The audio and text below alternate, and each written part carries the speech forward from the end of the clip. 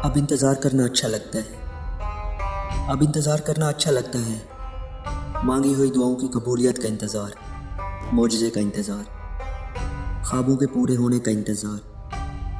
क्योंकि अब दिल को सुकून है, क्योंकि अब दिल को सुकून है, तसल्ली है कि मेरा रब मेरे लिए कुछ बेहतर करेगा।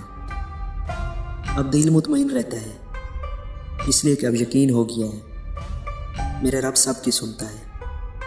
इसलिए कि अब यकीन हो गया है मेरा रब सबके सुनता है, सबके हालात से वाकिफ़ है। वो दिलों की कैफियत जानता है, वो नीयतों को देखता है। अब मैं बैठ जाता हूँ अल्लाह के सामने हाथों को उठाकर। अब उस रब से आस लगाई है जो कभी खाली हाथ वापस नहीं लौटाता, जो सबकी झोलियाँ भर देता है। मांगे बगैर देने वाला रब मांगने पर कैसे नहीं देगा। वो तो बादशाह है, उसका कानून दुनिया के बादशाहों के कानून जैसा नहीं है। वो तो करीम है, वो तो देख कर खुश होता है। अब मेरा रब मुझे मायूसी और नाउमीदी की दलदल में फंसने से बचा लेता है, अल्हम्दुलिल्लाह।